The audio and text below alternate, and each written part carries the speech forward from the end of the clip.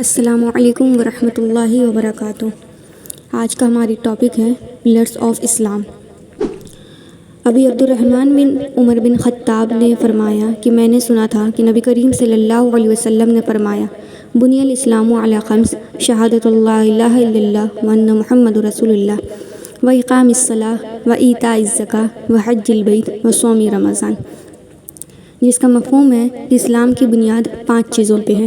کلمہ شہادت کا اقرار کرنا کہ اللہ تبارک و تعالیٰ ایک ہے اور محمد صلی اللہ علیہ وسلم اس کے رسول ہیں، نماز کو قائم کرنا، زکوٰۃ ادا کرنا، بیت اللہ کا حج کرنا اور رمضان کے روزے رکھنا۔ تو اس سے ہمیں کیا بات معلوم ہوتی ہے کہ پلر آف اسلام 5 ہیں۔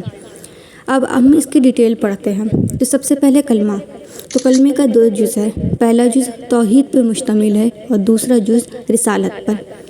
توحید کا مطلب ہوتا ہے اللہ تبارک و تعالیٰ کو ایک ماننا، اس کے علاوہ کسی کو عبادت کے لائق نہ سمجھنا، اسی کی عبادت کرنا، اسی سے مانگنا اور شرک سے بچنا ہی توحید کہلاتا ہے۔ توحید کی 3 قسمیں ہوتی ہیں: توحید ربوبیت، توحید الوہیت اور توحید اسماء و صفات۔ توحید ربوبیت کا مطلب ہوتا ہے کہ جس مخلوق کو جتنی ضرورت ہو اسی کے مطابق اور اسی وقت فراہم کرنا، یہ رب ہونے کی صفات ہے، اور اسی بات پہ یقین رکھنا توحید ربوبیت کہلاتا ہے۔ توحید الوہیت، الوہیت کا مطلب ہوتا ہے عبادت کے لائق صرف اللہ تبارک و تعالیٰ ہے اور اللہ کے علاوہ کوئی بھی معبود نہیں ہے، ہمیں اس بات کا یقین رکھنا اور اقرار کرنا۔ توحید اسماء و صفات، اس کا مطلب ہوتا ہے کہ اللہ تبارک و تعالیٰ کی جتنے بھی اسماء ہیں، جتنے بھی صفات ہیں، ان پر کامل یقین رکھنا کہ وہ یکتا اور بے نیاز ہے۔ اب توحید کی دلیل کہاں سے ملتی ہے؟ تو توحید کی دلیل اگر ہم قرآن مجید اٹھا کر دیکھیں تو سورہ اخلاص اور زمر میں توحید کی مکمل دلیل موجود ہے۔ اب بات کرتے ہیں رسالت کی۔ تو رسالت میں نبی کریم صلی اللہ علیہ وسلم کے اوپر ایمان رکھنا کہ آپ آخری نبی ہیں اور آپ اللہ کے پیغمبر تھے۔ رسالت کے معنی میں 4 چیزیں شامل ہوتی ہیں۔ ایک یہ کہ نبی کریم صلی اللہ علیہ وسلم نے جو کہا ہے اس کے اوپر عمل کیا جائے۔ دوسرا مطلب یہ ہے کہ نبی کریم صلی اللہ علیہ وسلم نے جس سے روکا ہے اس سے رک جائیں۔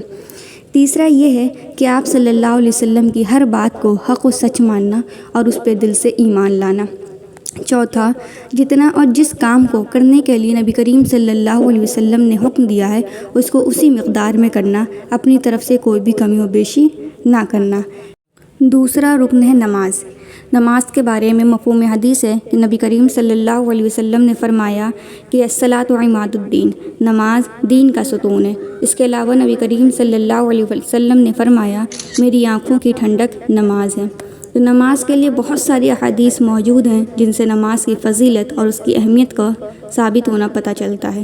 اور نماز مومن کی معراج ہے، یہ اس کو تحفے میں ملی تھی۔ اللہ تبارک و تعالیٰ نے بذات خود محمد صلی اللہ علیہ وسلم کو عرش پہ بلایا اور نماز کو تحفہ کے صورت میں عطا کیا تھا۔ نماز کو اول وقت میں اس کے تمام شرائط اور اس کے آداب کے ساتھ پڑھنا اقامت الصلاۃ کہلاتا ہے۔ تیسرا رکن ہے روزہ۔ روزہ کے لیے عربی میں صوم کا لفظ استعمال ہوا ہے۔ صوم کے معنی ہوتے ہیں رکنے کے یا پھر باز رہنے سے۔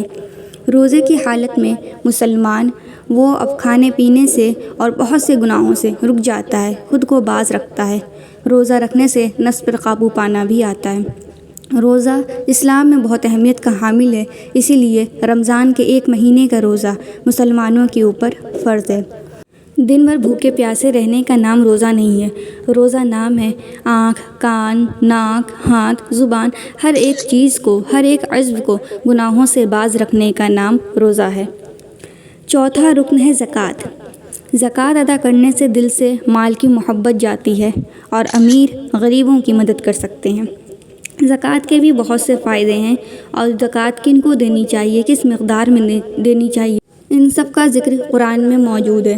مصارف زکوٰۃ 8 ہیں: فقراء، مساکین، مؤلفۃ القلوب، غلاموں کی آزادی کے لیے، عاملین زکوٰۃ یعنی جو زکوٰۃ وصول کرنے کا کام کرتے ہیں، مقروض یعنی جو قرض دار ہیں ان کو بھی زکوٰۃ دی جا سکتی ہے، فی سبیل اللہ یعنی اللہ تبارک و تعالیٰ کے راستے میں، جہاد، مدارس، اشاعت وغیرہ کے کاموں میں۔ لاسٹ میں ہے ابن السبیل یعنی جو مسافر ہو، اگرچہ وہ مالدار ہو لیکن سفر کے دوران وہ ضرورت مند ہو تو اس کو بھی زکوٰۃ دی جا سکتی ہے۔ اب آخر میں آتا ہے حج۔ حج وہ مالی عبادت اور بدنی عبادت دونوں ہے، جیسے کہ نماز اور روزہ بدنی عبادت تھی، زکوٰۃ مالی عبادت تھی، لیکن حج ان دونوں کا مجموعہ ہے۔ حج کو کرنے میں پیسے بھی لگتے ہیں اور جسمانی طاقت کا بھی استعمال ہوتا ہے۔ حج ہر اس انسان کے اوپر فرض ہے جو راستے پر قدرت رکھتا ہو اور اتنا پیسہ ہو اس کے پاس کہ اس کے پیچھے اہل و عیال کسی کے محتاج نہ ہوں۔ حج کے اندر ہمیں توحید، اللہ تبارک و تعالیٰ کی عظمت، اجتماعیت اور مسلمانوں کے درمیان مساوات کا مظاہرہ ہوتا ہے۔ اس کے علاوہ سے حج کے اندر جو چیزیں فرض ہیں اس میں احرام باندھنا، وقوف عرفہ اور طواف زیارت ہے۔ تو آج کے لیے بس اتنا ہی۔ امید کرتی ہوں آپ کو آج کا سبق پسند آیا ہوگا۔ شکریہ۔ السلام علیکم ورحمۃ اللہ وبرکاتہ۔